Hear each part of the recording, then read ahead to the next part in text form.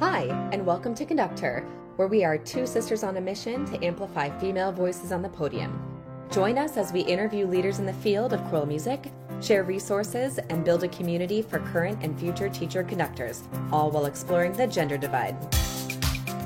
I'm Kira Starr. And I'm McKenna Stenson. And we are Conductor.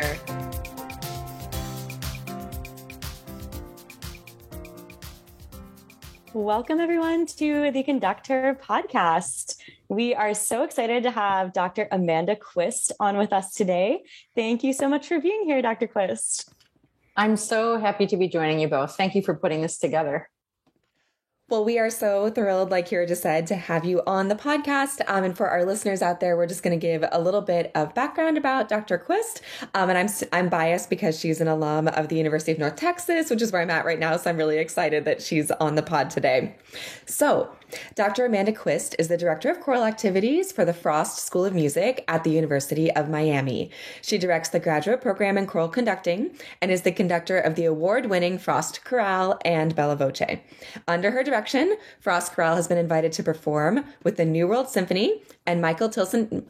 We'll edit that. Pause. The New World Symphony and Michael Tilson Thomas and the Martha Mary Concert Series, and will collaborate with professional ensembles Voces 8 and Seraphic Fire, which is super cool. Dr. Quist created the Seraphic Fire Scholars Program with Patrick Quigley, giving internship opportunities to the Miami students to sing with the professional choir. She has also created internship opportunities for our graduate students as assistant conductors with the South Florida Master Chorale and the Miami Children's Chorus. Dr. Quist was a founding member of the committee for the National ACDA Student Mentor Program and still serves in this capacity.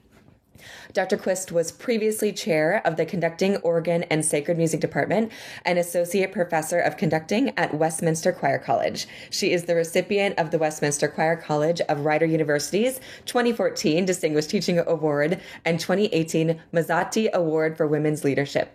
And she was the Carol F. Spinelli Conducting Fellow. Dr. Quist was recently invited to be a conductor for the ACDA International Exchange Program, clinician for the 2019 Aspire International Youth Music Festival in Australia, juror for the Penneber International Choir Festival in Indonesia, and clinician for the Interculture International Choral Festival. Dr. Quist was the director of the Westminster Vocal Institute, a highly regarded summer program for talented high school students, and director of choral activities at San Jose State University. Her other honors include the James Mulholland National Choral Award and the Audrey Davidson Early Music Award. An active guest conductor and clinician, her recent and upcoming appearances include the NAFME All National Honor Choir, all state high school and collegiate honor choirs throughout the country, and serving as a headliner for music conferences in the U.S. and abroad. Dr. Quist serves as the National ACDA Repertoire and Resources Coordinator for Collegiate Activities, and her choral series is published through Walton Music. Also, Dr. Quist is a mezzo-soprano, ACDA collegiate R&R chair, mom, wife, and fisherwoman. Please welcome Dr. Quist. Wow, that's quite an intro. Thank you. I love that. I love that you found all my little details. Well, I was just reading through your bio this morning, and just a quick Google search is always a healthy thing to do. And I saw your Twitter page and I thought that's really cool that there's so much more about you in addition to all of the amazing cool choral things. So we're intrigued to get to know you even more. Thank you. We have a couple of questions that we ask all of our guests that we're going to dive into. All right. So our first question is, would you tell us a little bit about your upbringing and how you came to choral music? Sure. So as a young kid, my dad was an organist, and he still is an organist. He serves at a church in Michigan. And so growing up, I think we went to church every Sunday. And when my father was playing, I was very aware of kind of what he was doing, but didn't really contextualize that was unusual. So I think from a very early age, I would hear, Bach being played on the piano in my house and just didn't really realize what that was until I was older. So I started singing in choir in elementary school, like many of us. And just always loved to sing. I think my first sort of career goal, honestly, so I'm a child of the 80s and the 90s, and I really wanted to be Whitney Houston, if I'm completely honest. She came out and I was like, there is no more beautiful singer on the planet. And I wanted to be her. And so I memorized every single run of every song that she sang and all of that. And so participated in choir all through school. Got to college, but really thought of myself as not a person who would go into music professionally. I thought I wanted to be a psychologist because I wanted to help people. I wanted to be helpful to adolescents like me because people had been so helpful for me. But as I started school, I realized I was taking a lot of music classes and realized that the people in those classes were the people I felt most comfortable around, and realized, oh, I think this is what I'm meant to do. And before long, I realized that having a life in choral music would bring me more joy than anything I could imagine professionally. And so that kind of turned the tide. And one person I'll name in that journey, well, for one, my high school teacher, who was the first person who ever said, hey, what if you were a choir director? His name was Mark Webb from Kentwood, Michigan, where I was in school at the time. But then my first college director's name was Dwayne Davis, and I sang vocal jazz and classical with him and learned a lot about just what it meant to be excellent and to be with others, and how much joy that could bring to me, and what I hoped would bring to others as I went into my career. That's amazing. And I know Kira and I've talked about this a little bit on the podcast, but both of our parents are musicians. And so I think we were both very actively nodding when you were saying, yeah, we just didn't realize that it wasn't normal. So when Dad was practicing trumpet and Mom was saying, all right, girls, let's practice the lesson plan for general music class tomorrow, we were saying, people don't do this at home. Not everyone goes to multiple church services every week and just sits there. Oh. So you mentioned a few people who were influential to you, the high school director and Dwayne Davis. So can you share a little bit more about either those people or others who've inspired you in your career, or even an event that may have been influential that kind of sealed the deal for you that music was what you had to do?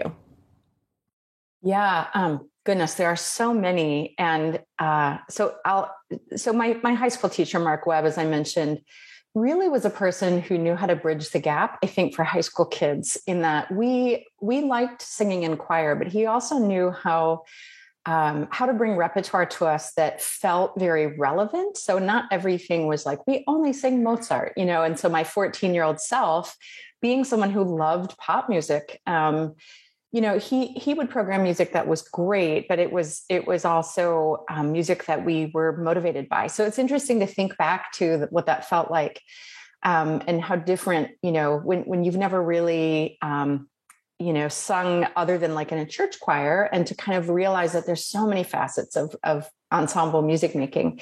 So he kind of introduced me to those ideas and inspired me in that way. And then going into school with Dwayne Davis, he was just somebody who pushed us so hard, but in the best possible way. And I learned more than I ever imagined I could, especially because we sing vocal jazz, and that music is murderously hard.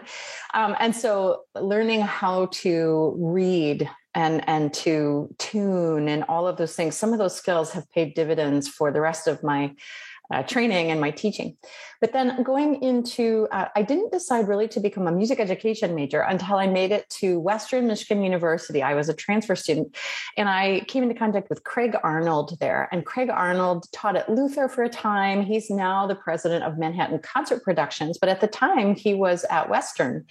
And he was just the best conducting teacher I could ever imagine. He was so good at that, and so good at getting us all to be inspired and to sing so beautifully together. And I wanted to emulate him. And so I started teaching high school. And then I decided to go back to Western to get my master's degree, because at the very end, I came into contact with Joe Miller. And Joe Miller came in my very last semester at Western. And then he kind of became sort of a friend, I guess, in a way, and sort of a mentor as I started teaching high school. So I decided, hey, I really want to learn from this person. I didn't really have a chance to. I'm going to go back. And that was an incredible experience. And then, of course, I eventually wound up at UNT, University of North Texas, where I studied with Jerry McCoy, who, again, is just a tremendous conductor, teacher in person. So I feel like each of these people have been hugely influential on me and my development. And interestingly, they're all men, which I just think I have to say. I never thought about that really so much, but I think for whatever reason, all of my mentors happen to be male. And so to think of now for me being a woman in the profession, again, never really thought about it that way, but it is different in some ways, maybe, and unique and just at least an interesting point to mention. So. Absolutely. I very much relate where I've had fantastic mentors and teachers who have guided me along the way and still kind of have yet to, have that many female mentors. I have one professor at school right now and she's amazing and wonderful, but I don't work with her every semester. So excited to, to hopefully become that person and keep that like possibility alive for other people to have a female mentor. And that was something we were really excited to talk to you about. You're kind of reading our mind here in terms of the questions we were going to. So this is somewhat related to everything you were just saying.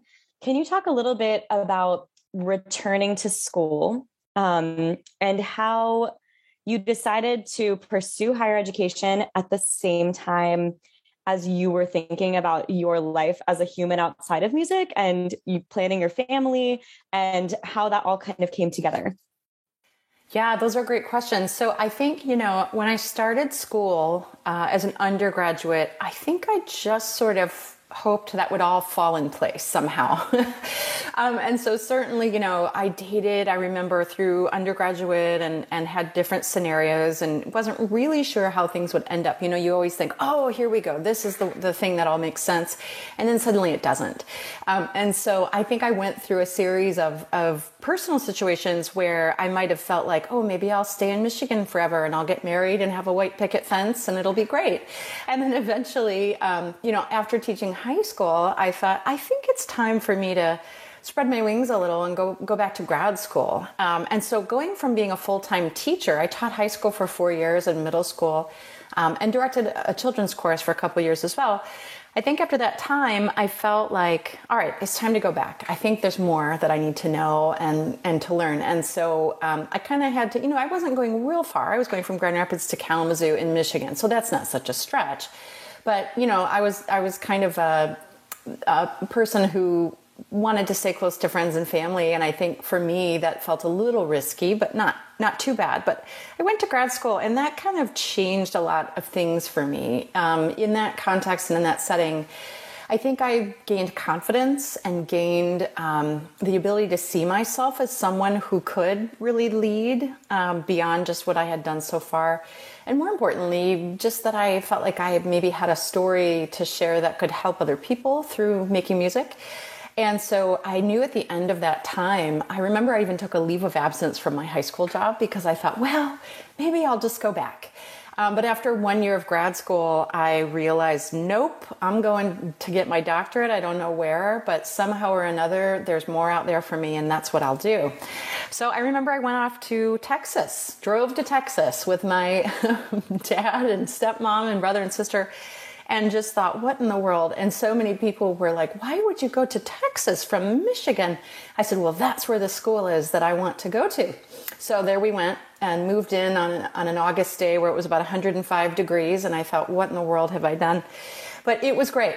And those 2 years of doctoral school, I did my doctorate in about 2.5 years because I took summer classes and kind of jumped ahead and did several things to try to be proactive in terms of time, just because the clock's always ticking on your financial situation when you're in grad school. So I thought, woo, let's get back into the workforce here if we can. But I loved my time there. And I think just being immersed in singing every day and learning with my peers was so immensely helpful and healing and wonderful.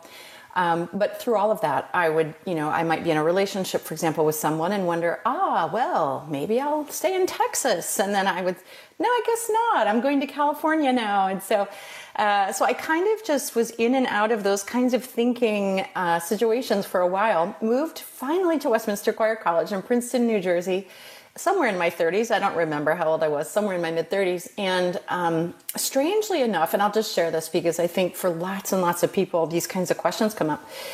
In all of this, I'm thinking, well, one day I'd like to be a mom. I've always wanted to be a mom, but here I am. How's this going to go? And will this be possible? So I strangely enough, did an honor choir in Delaware. So I go in and I run into an old college friend whose name's Josh Oppenheim. And I had just recently ended an engagement, actually. And he said, how's your personal life? And I said, well, it's been better. So, whatever, we chatted. And then all of a sudden, we started talking about Josh's old college roommate, who happened to be a guy, and we all went to the same school. Happened to be a guy that when I was an undergrad, I thought was really cool and really fun and really cute. And I thought I had kind of, communicated that, but apparently I hadn't. So he said, well, I think he might be single. And I said, what? Where does he live? He said, he lives in Miami. And I said, this is ridiculous. Well, unbeknownst to me, Josh reached out to this person who is now my husband, Tim Brent. And Tim and I literally started dating when I was, I want to say 38 or 39. And we had met when we were 20, but our lives just went in completely different directions. And we ended up deciding to get married, and he moved to New Jersey. And then this job opened up at the University of Miami, and he had lived here for 14 years. And we decided, well, let's try that. And so in the meantime, I had a baby, moved to Miami with a 6-month-old son, and here we are. So it's just been a total roller coaster in the best possible way. But I think what I've learned is to just kind of find patience and to just go through doors that are open to you, and just to realize that not everybody's path has to look the same. So that's a very long answer to your question. But I think, for a lot of us, it's the career and life balance thing is very, very, very real and can be challenging. Absolutely. You're like the 10th person to say the doors opening concept. Like almost everyone we've had on the podcast has said, you just have to walk through the door that's open. And I'm like, this is a great reminder for all of our beautiful type A people, such as myself, who are constantly. And I think it's easy to get caught up, when you're going back to school, or even, when you're teaching in secondary or primary education. Okay, we've got this long in the semester, we have this many weeks. This is the goal. I want to get these things on my CV. I whatever it might look like at whatever stage in life. And the reminder that not every path is the same, is healthy, and that things happen in due time. And that sometimes, maybe not having that person at the time that you were in grad school allowed you to get to Westminster, which allowed this relationship to forge, and just being open to possibility, even though it might not be what you had intended or thought was going to be the path. Absolutely right. So you mentioned in the answer to your last question that you are now the director of choral activities at the University of Miami, which is so exciting. And we're interested to hear what your experience has been as a young female professor in the field at a doctoral and master's granting institution. And especially you mentioned moving to Miami with a 6-month-old, how you've managed to do all the incredible things on your bio while stepping into this massive role. Yeah, I don't know that I would say I recommend it. If there's another way that you can, if there's another way to do all of those things, feel free. But it's just kind of how it happened. I think my son was maybe a week old, literally, when they called me and said, we'd like to offer you the job. And I don't even know what state of mind I was in. I said, oh, okay, I might need a little time to think about this. So, but I will say that one of the things that has been crucial for me is I've been very fortunate in the fact that my husband is a willing partner in parenting. And for year 1.5, I would say he really was willing to kind of just stay home. He's an incredible musician and teacher in his own right, and has a major career and a doctorate. But he was willing to just be at home with our sons so that we could make the transition. And that was life-changing, I think, for us. I don't know if we could have done it if he hadn't been willing to do that. And I feel like either parent, mother or father, or if there are two people of the same gender or whatever it is, if either parent is able and willing to be home during a transition like that, that's great. It's not always possible. But if it can happen, amazing. And so in that way, I think that has helped me. But I will say, being, a woman and being a mother and then trying to do a new job and then going through the pandemic, it has been a lot for sure. And I've really had to call on resources and friends to kind of keep my sanity in a way. I think the way that I kind of keep everything going and keep myself going is just trying to focus on the things that I'm grateful for. And it's easy to say that when you're in a good mood, and when you're not, it's easy to look at the wrong side of things. But, I'm grateful that I have a job like this. I'm grateful that I have the opportunity to work with graduate students. And in fact, I love working with graduate students, and they may be the part of the reason why this is possible, because as I always tell them, they're a part of my leadership team. So they are able to just be a part of shaping the culture and the fabric of this new situation for me. And I think, when I look around me, there are women around me at the Frost School who are leading. Some of them are mothers, some of them are not. They're, all different versions of that. But they are, there aren't, that many women in these positions, as you well know. And so sometimes you can feel like an island, which is why I think it's important to do things like this, to kind of remind ourselves that, this can happen.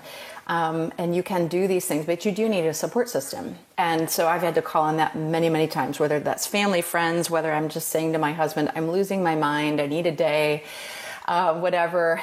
Maybe he's losing his mind, I don't know. But one way or another, we just kind of keep putting one foot in front of the other. And I think there's no magic button. You just have to keep trusting that you're doing the things you're doing because you believe in them. And that kind of keeps you going and moving forward. So you mentioned somewhere in there that you accepted this job at Miami maybe a week after your son was born. Did you interview for that position while you were pregnant? And if so, can you talk about that experience? Yes, I also don't know that I would recommend this, but here's what happened. So I applied for this job very last second, kind of thought, I ought to just throw my hat in the ring. Probably nothing will happen, but why not, right? So I knew I was due in March, and I think I applied maybe in January, just thinking this is crazy and it's a long shot, but it is Miami. It's a wonderful school, and it's where my husband did his degrees. So for lots of reasons, it might make sense. So I did apply, and I got a phone call within about a week, and they said, "Oh, we'd love to have you come down and interview." And so I called them and I said, "Well, I have to tell you something. I'm pregnant, and I'm about 7.5 months pregnant. So if you would like me to interview, I'd be happy to do that. But if it needs to be in person, then it needs to be like next week. Otherwise, I don't think this is going to happen." I said, "Or we can wait until after I have the baby, but we have a window here, reality." And that was one of the most stressful phone conversations I've ever had, because I thought, will they say, "Well, why didn't you tell us?" And I just had no idea what to expect. So they said, "Fine, how about Tuesday?" This was like a Thursday. I said, "Oh my gosh, let me call my doctor and let me see if I can make it happen. And if I can happen, I'll be there." Well, somehow everything aligned. I said to my husband, "You are coming with me. You don't have a choice." Put the special socks on and away we go. So I got on the plane and flew down here. I just kind of waddled into the rehearsal and I said, "Hi, everyone. Obviously, you can see I'm pregnant. I just thought I'd start with that. All right, let's go." And I just, taught my butt off as best I could, and just thought this is the most insane thing ever, and they're never going to hire me. And so I went back home, and of course they were very gracious to me and everything. But I just thought, I look like a walking bunch of problems, I'm sure, because I thought, why would they want to hire someone who just had a baby and probably won't have time and da-da-da. But I said, "Look, I believe I can do this. I believe I can do this job. I know how to do this job. I've been doing it for 11 years now at the collegiate level. Yes, I am pregnant," but it never came up. No one said to me, well, and technically that would probably be illegal. But I did think they might wonder. So I just kind of said, I know it might seem to you like this looks like a challenge waiting to happen, but I really believe that I can do it. And here's why I think that. And so I addressed it so that they didn't have to. Anyway, so I had my son, and then all of a sudden, about a week and a half later, I got the call from the dean and was just totally shocked. And I kind of felt good about the fact that they would hire someone who had just had a baby, knowing that I'm a young mother and I'm, at least young at being a mother. And fairly newly married. We had been married about 4 years or 3 years, I guess. I'd have to think about that. And I just thought, wow, this is one of those door opens, maybe you should go through it kind of moments. So that's what I did. But yes, that was a crazy time, to be sure. That is amazing. Like, you might be one of the only people in our field to have done that whilst pregnant. We talked to my professor, and she had a baby in her first year once she was hired at her university, which was not as welcoming an experience, she shared. I have yet to meet anybody else. So that's truly amazing. And to be honest, like, inspiring, because I continue to, as I envision the next 5 or 6 years, I'm trying to figure out the timing of all of this. And it's really encouraging to hear you say, you can make it work and you can be pregnant at the audition and they will still hire you. So I'm so happy to hear that worked out, and just amazing of you to put it out there. And it seems like you addressed it in a super professional way. I love that. And I think what you said about just, this is the situation, and it would, no matter your gender, there are going to be situations with coming into a new job, whether that's relocating a family, whether it's, just doing a fresh start is challenging for anyone. You had obviously some other circumstances that were personal to you, but acknowledging that the administration, that's a type of place that's open and wants to welcome a person with a young family. And I think that is important as you're making those life decisions to weigh and understand, wow, that's going to have a big impact, that they were aware of this and said, yeah, this is the person for the job. There's one other person we had on the podcast who I remember seeing conduct an All-State while they were maybe 8 months pregnant. And it was, one of the most inspirational things I've ever seen, and also probably one of the hardest things that they've ever done. So although challenging, pretty incredible. And thanks for sharing that part of the story. We appreciate it. Yeah. And one thing I'll just add, I think sometimes as women, we, for example, being pregnant, I didn't know anything about that, of course, until I was. And for some women, that can be an extremely challenging and difficult time physically and emotionally. And certainly there were moments that it was for me. And I do want to make sure to say that I don't think that you have to feel like you have to be a superwoman and do things and pretend like this isn't hard, right? So I think that's important to say too. I certainly would not have gotten on a plane and gone to this job interview if I didn't really, really feel like it was worth it. And I knew that if they didn't hire me for whatever reason, you don't always know, that I would just say, that's okay. Whatever it is. But I did conduct the NAFME All National Honor Choir while I was pregnant. I was probably only about 6 months pregnant, but I did tell the students, I said, just so you know, I'm pregnant and here I am. And I wouldn't have done it if I didn't feel okay. I did feel okay. They were lovely. They were very accommodating, but I also think it's okay to just take a step back and not do those things. And that doesn't make you weak either. It just happened to be those two specific circumstances for me were things that I felt okay about and I felt comfortable doing.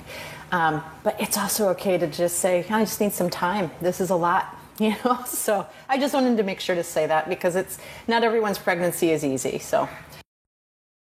Absolutely. Yeah. Thank you for sharing that. I mean, this again leads beautifully into our next question, which is, can you share your thoughts on how to avoid burnout in our field? We have already mentioned the plethora of things that you do and many of your accomplishments and being a mother and starting all these new jobs. And, that was a beautiful, healthy mindset that you just set out there in terms of pregnancy. What are your thoughts on burnout? Yeah, this is a very real and important question, and I'm not sure I'm the one to have the solution or the best answer for this. I think for me, I take steps back when I need to. I don't always have the luxury of doing that, but sometimes I just know that going into a certain day, I might not be at 100%, and I'm learning to forgive myself for that. I want to be the best at my job every day in terms of being able to be the best for my students. I always want to be at 100% for them. But there are days when I just might not be able to be. Here's a crazy example of that. I did a retreat with my students in August, and we were, and it was like an all day, all kind of morning, all afternoon thing. We were outside and we were playing some sort of bonding game with, kind of a sporty game, but inclusive, but sporty. So, if you don't want to run, just walk, that kind of a thing. But, it's hot. It's Miami in August. Well, I went back inside and I remember feeling like, I don't feel so great. So I remember I just laid down for a minute and I thought, I don't think I'm really okay. And I think if I was in a different mindset, I would have pushed through, but I decided not to. I decided, you know what? It's okay that I'm not okay. And I actually remember going to the hospital and I said to my grad students, you got to take over. It was only like 2 hours left. So I figured if they just said to everybody, hey, go home, I'll see you Monday, that's probably not the end of the world. But yeah, I remember that moment and thinking like, ooh, what should I do here? So I went to the hospital and I ended up having to have my gallbladder removed. And I don't mind sharing that publicly because that happens to people. But they were like, wow, you really needed to have this done. And I thought, well, what have I been doing that I wasn't paying attention? But in that moment, I was in slightly dangerous territory. And instead of pushing through and worrying about being perceived as weak or whatever, I just said, you know what, I got to tap out here. And I'm glad I did because I came back and I had to be out for about a week. But my body healed quickly because I was able to rest.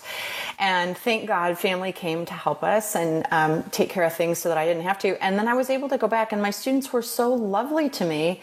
I think because I was so vulnerable and honest with them with like, I just needed to go down there for a little while. Sorry about that, but I'm back, and they really were lovely about that. And I think in a way that let them see that I'm very much a human. So I think life balance is just knowing that if you really need a break or you really need something to feel okay, then that's probably more important than whatever thing you're worried about and perceiving as success. Like, oh gosh, I should do 20 honor choirs in one semester. Well, if you're totally broken at the end of that, don't do that again. Just say no. It's okay. And if something bad happens in your career because of it, then it wasn't meant to be anyway. But you should never be to the point where you're just like, to the end. It's always okay to step back and to take care of yourself. But that is really hard to know, especially as women, because I think we always feel like we have to do one step, like, oh, you did it to a 10? Well, I'll do it at an 11. I think we just sort of subconsciously have that in our mindset, or at least I do. And I'm learning to say it's okay to not do everything and to just let that go and to feel okay. But man, that's not easy for me. Very relatable. I'm just like, yes.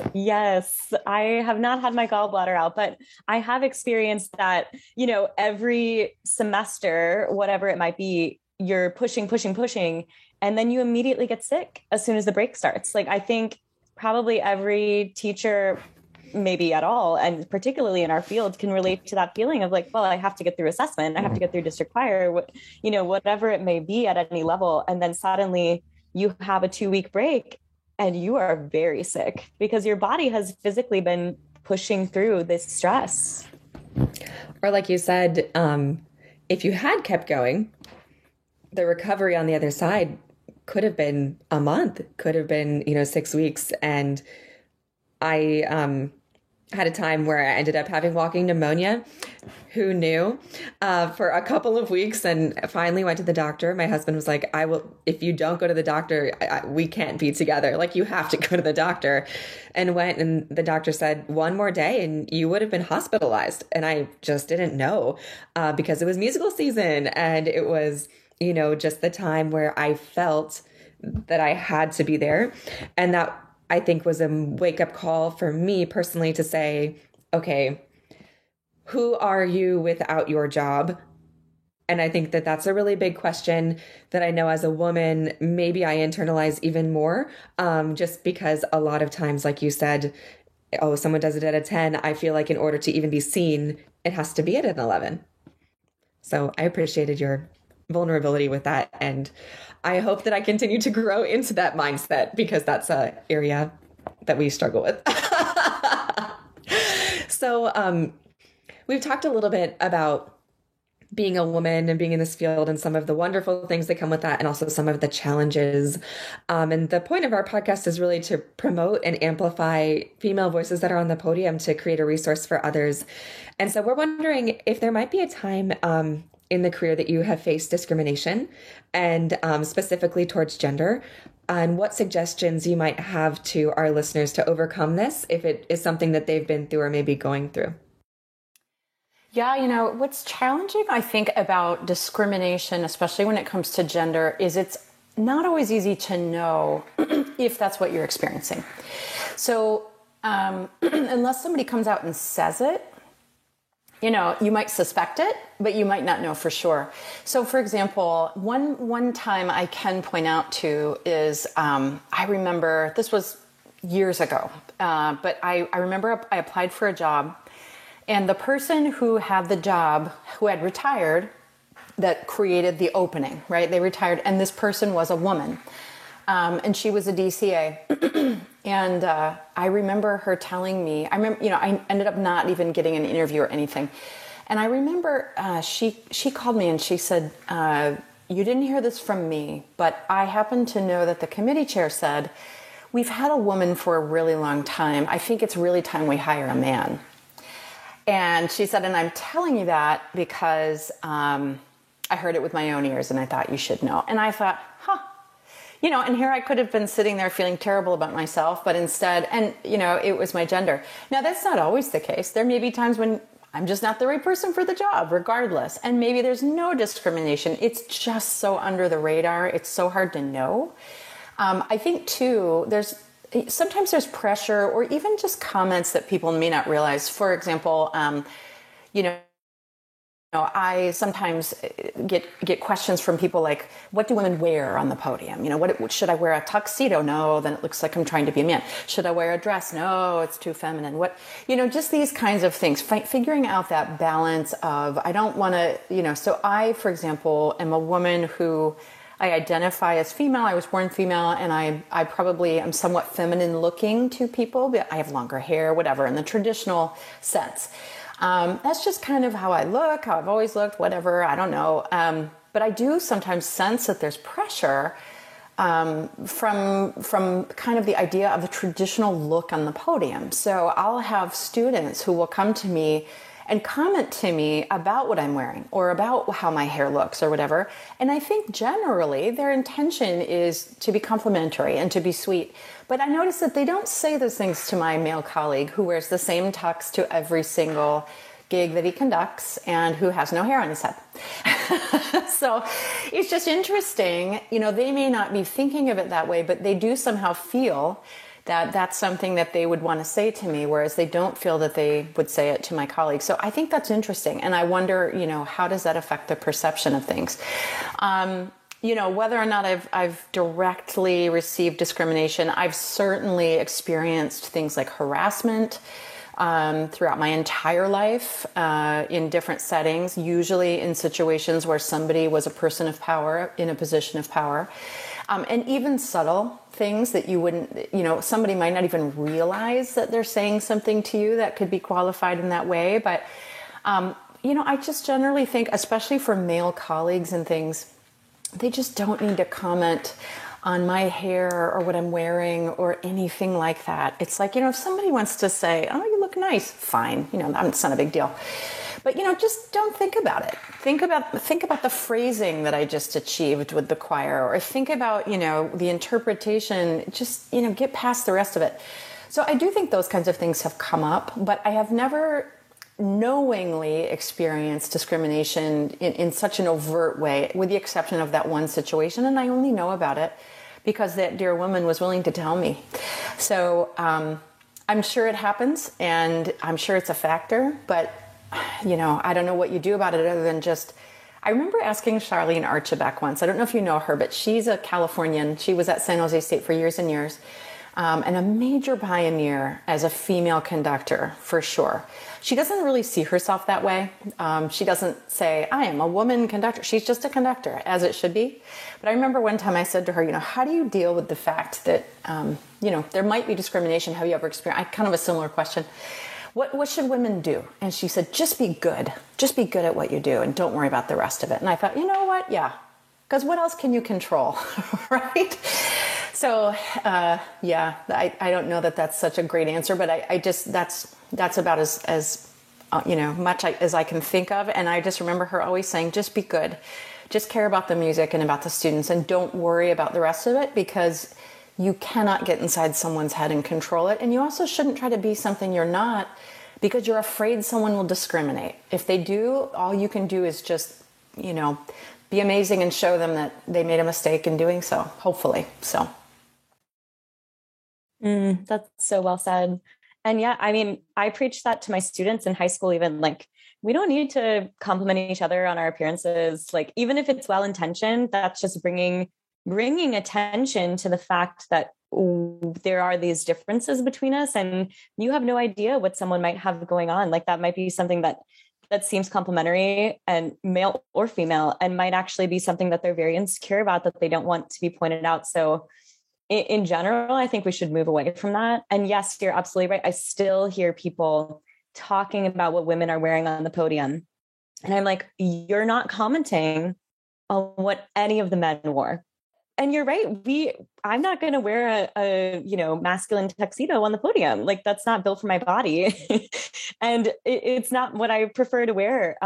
So yeah, it is fascinating. I think people just aren't necessarily aware that it can be hurtful. So I hope perhaps this inspires some of those people to do a little bit more thinking before making those comments. And I also appreciate you sharing the story about you auditioning for that, or interviewing for the job. And, that's something we've talked a little bit about on the podcast, is the process of going to these interviews and having no idea what the conversations are behind the closed doors. And our field is extremely subjective, and you can go in and do your best, and you just aren't necessarily aware of the conversations that are happening, good or bad. And that is something that is challenging to deal with. I will say, on a tangent, I don't think I comment. I'm reflecting back. I'm like, do I comment? I don't know. I need to think about that. But I am always on the lookout for other women on the podium. And I can only imagine, in our transgender community and other communities of underrepresented and marginalized peoples, that we're always looking for that representation. And I definitely take note of what the women are wearing, because it's hard as heck to figure out what to wear. And I think you want to be yourself. And I'm like, oh my gosh, I have curves. Is my butt the only thing people are going to look at the whole concert? And, for men, if you're wearing tails, it covers that up. So just trying to figure that out as a growing person in the field. If you've got answers, feel free to tune into the pod and let us know. We'd love to advertise your clothing lines. Well, I'll just to say something about that. I think it is interesting, and I think it's good to talk about it, especially with women, because we don't have sort of a stock outfit, that has traditionally been a certain thing. And I think we're seeing that more and more. And just as you mentioned, as we're being more aware of different communities, transgender women, and the different kinds of cultures, maybe wearing a tuxedo with tails doesn't reflect the culture that you want to reflect. I don't know. There's all the different different things there that we're starting to really open to, which is so healthy. But I do think it's okay to talk about it. And I'm sure I comment to people, I think mostly because I want people to know that they should feel good and that I want them to feel confident. So that's usually my intention. But I'm sure there's times when I've said something to a woman and they've, maybe a little bit been like, well, why are you telling me about my hair when, I don't know. I'm sure I've done it myself. So not to demonize someone for saying something, because I think the intention often is not negative, but it is just interesting, I think, for us to notice. What do I notice about a conductor? And I think representation, you're absolutely right. Seeing someone that feels a little bit like you and looks a little like your story can help you to see yourself in a role of leadership. And I do think that's important. But it is tricky, and it's an ongoing conversation that I think it's okay to have. So for what it's worth. Totally agreed. Yes. To clarify, I think it's great to be like, where did you get that? I love it. Like, that's very different than being like, oh, that looked terrible. Did you see her butt? Yeah. Yeah. Very different conversation. In fact, I was just talking with my professor the other day because she's conducting in Carnegie Hall next year. And I was like, what are you going to wear? She was like, I don't know. Do you have suggestions? So things we're still working on, even at the highest of levels. Yeah, absolutely. So our last sort of large scale question for you is, what is one thing, or perhaps a few things, that you see that needs to change in the field of choral music? And how do you think we can implement that change? Yeah, that's a great question. I think there just need to be more women at the table at the highest levels. So when I look at a Grammy ballot, I'm now on the Grammy committee, like I get to vote, right? I don't like seeing a ballot that has mostly white men on it. That makes me very sad and very frustrated.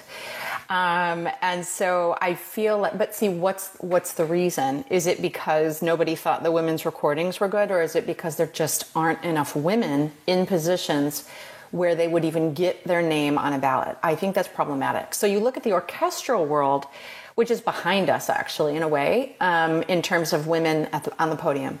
There are more and more, but not as many as there are in choral music, interestingly enough. So I do think there need to be more women in positions of power in the professional choral world, which is itself kind of a new thing, right? Professional choirs in the United States, there are some, but not a ton. There are probably more in Europe, but most of them are conducted by men.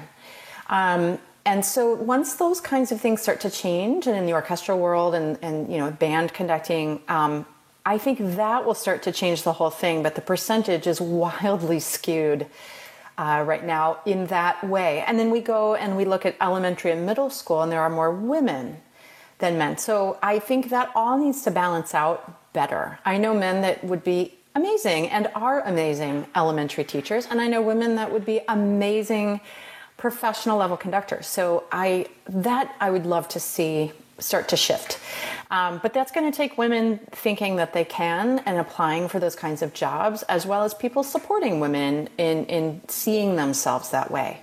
I think both things have to happen. So I was talking to a colleague recently about ACDA, and one of the regions, unfortunately, pointed out that all of the collegiate choirs that were invited from audition, now it's blind, but they were all men conductors.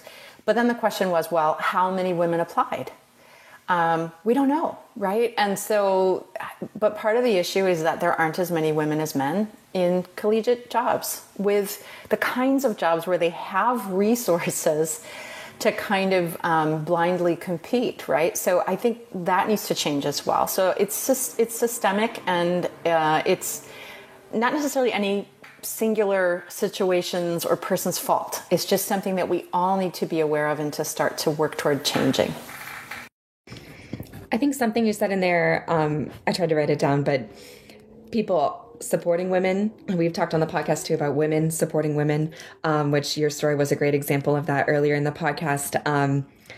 But systems, I think, also need to change. When I thought about coming back to grad school, I had 6 years of public school teaching experience, and I felt that that was a comfortable place. I felt like I had grown and changed, and there's always more growing and changing to do. But I felt like I had some time in the trenches to be able to support, future teachers. And I went into my master's over this summer, so I wasn't taking 2 years off to go get my master's. So coming back to grad school, I turned 31 in December, which is a great place to be. But again, thinking about that timeline and having conversations with my professors that my male colleagues haven't had to have, such as, my husband and I have been married for almost 7 years. Do we potentially want to try and have a kid while we're in grad school? If I do, all my recorded footage from my graduate training would be while I'm pregnant. Is that something that I think would be welcomed in the field? And again, that kind of goes back to the timeline thing, but systems being in place so that more people feel comfortable going back to school, I think is also part of it. Whether that's funding, whether that's daycare available, whatever that might look like. And so I think you've brought up a lot of amazing points for us all to continue to think about. Yeah, one thing I was just going to jump in with what you just said. That is a very real thing, right? Like if you have conducting footage while you're pregnant, there are committees that would say, oh, we don't care, it's great. And then there are committees, I'm sure, that would say, interesting. And maybe that wouldn't be such a positive thing. And those are questions, but somebody once said, actually a woman recently said something about once we start seeing being a mother and being that is a strength, and if you've gone through it, you'll know it's a strength. But once people start to see that is also a sign and a metric of strength, or being having a family or whatever it is. Not everybody has to be a mom if you don't want to be, but if you want to be. That doesn't mean like, oh, for the next 2 years I am weak and terrible and then I'm back to my normal former self. It's like, let's embrace everything that women are. And all of it is strong, even if that means she has to take an extra day off here or there, or has to take a break on the tenure clock or whatever. Well, thank God, because we need more people in the world. So good things, somebody's doing it. I mean, I just think we have to change that narrative and that concept of, I am now broken and stepping back because I'm pregnant. It doesn't have to be that way. And I think people can support women who want to go through that by making that more acceptable and more normalizing it. So, I think that's a part of this whole journey. I love that so much. You just see everything that you've said this whole podcast. I'm like, yes, we see you. We want to be you. So just know you are making those changes just by living the life that you are, and you are helping us to feel inspired and empowered and able to do things, even if they are hard. And we know they will be. So just, know that you are already making some of those changes just by being you. Thank you. I appreciate that. Well, we have a couple of questions at the end that we ask everybody called our Fast Five. But the last thing that's a little bit more hard-hitting, I suppose you could say, is we ask our podcast interviewees to share one piece of advice that you would give other females pursuing this career. And so whatever that piece of advice would be, we'd love to know what you're thinking. I think keep your focus on the music and why you decided to go into it in the first place. If you keep it there and you remember the joy that you had as a younger person that made you want to do this, live in that space as much as you can. Because the rest of it is sort of irrelevant if you get away from that and you start to worry about, am I good enough? Do I have enough opportunities? Are people recognizing me? Go back and just remember the pure joy of singing with other people and what that means and what it represents. And then the rest of that just becomes, it just melts away. And I think when you focus on those things, you tend to do a better job anyway. And so it helps itself. So I guess that's probably what I would say. I love it.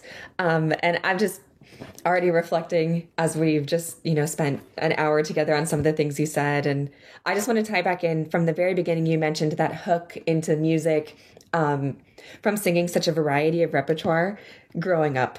And I think that's something that we haven't heard a ton of people say yet on the podcast. And so for our secondary, middle school, elementary teachers, for our collegiate teachers, I think that variety of repertoire is really important. And you talking about sort of this arc brought that back to the forefront of my mind, and just wanted to reiterate that amazing point.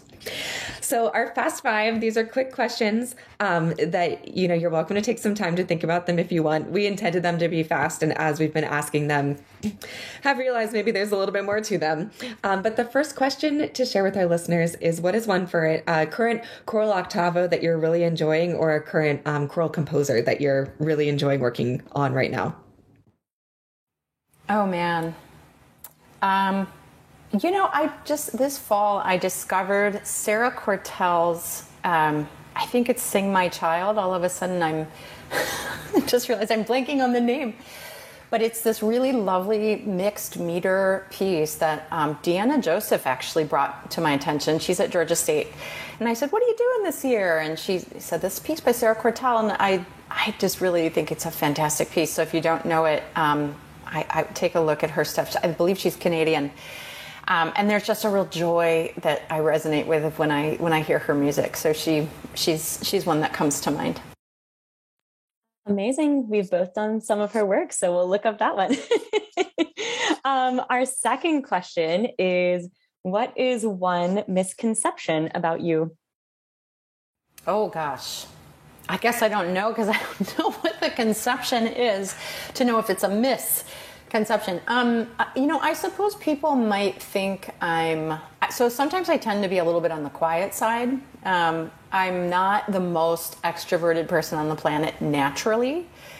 And so when I get quiet, I think sometimes people might assume that I'm disengaged or disinterested or something like that. But I sometimes am just a person that when I walk into a situation, I like to reflect before I just start blurting something out. And so maybe people perceive me as occasionally standoffish or something, but I'm absolutely not. I'm so interested in what's happening, but I'm a person who likes to process something before I launch in. So that's really just me thinking and not anything else. I love that. We've talked a little bit on the podcast about introvert, extrovert, how that all kind of plays into our field. And it's been really wonderful to hear from so many people who just like to listen a little bit first. And what a great asset that is to the field. What is one word to describe you on the podium? I think I would say inspired. I'm inspired when things are going well and things are sounding the way that I want them to sound, in terms of me feeling like we're really communicating what I was hoping we would say. Then I'm really inspired by that. I feel like, wow, how do I get to do this? This is awesome. And in those moments, I just feel so grateful. So maybe inspired and grateful would be, and that's just about my own feelings about things, I suppose. And on a silly level, people will comment about how tall I am, for example. I have the longest arms on the planet, so that's always something that's funny too, that comes up. That's very superficial, but I think mostly I feel personally inspired when I'm on the podium. That's amazing. McKenna's word was tall, right? I was going to say, my word was tall, but I'm 5'2", so I am not tall. But I feel like when I'm on the podium, I step off and people are like, "Oh, I thought you were tall," and I'm like, "I think that's a compliment." So I aspire to your height, Dr. Quist. All right. Our fourth question for you is, what is a favorite choral memory? Yeah, I remember being a high school kid and singing in an all-state my senior year, and Eve Ely was our conductor that year.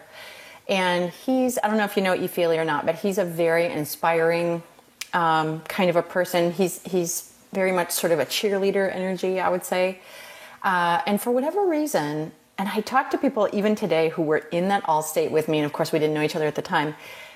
There was a moment in there we were singing Ralph Manuel's Alleluia which was, I don't know if people even do that piece anymore, but at the time it was, something we were all doing.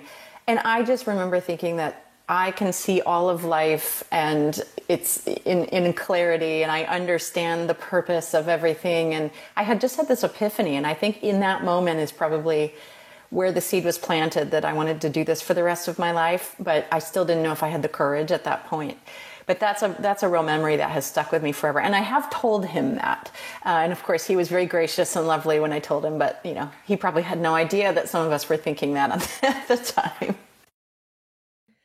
That's amazing. And the mentorship in choral music, I feel like is that in so many ways. We've touched so many people's lives. People have touched our lives, and you just never know. You never know who's listening and who's out there waiting to be inspired. Our last question for you today is something super goofy. So if you would be willing to share a choral blooper, so something that maybe did not go as you expected, or anything along those lines that you'd like to share. Oh, there are so many. Yeah, here's a fun one. Of course, this was when I was a singer, but I'll never forget. We were coming down the stairs. We had a college setup where our performance hall was in the building in which we studied.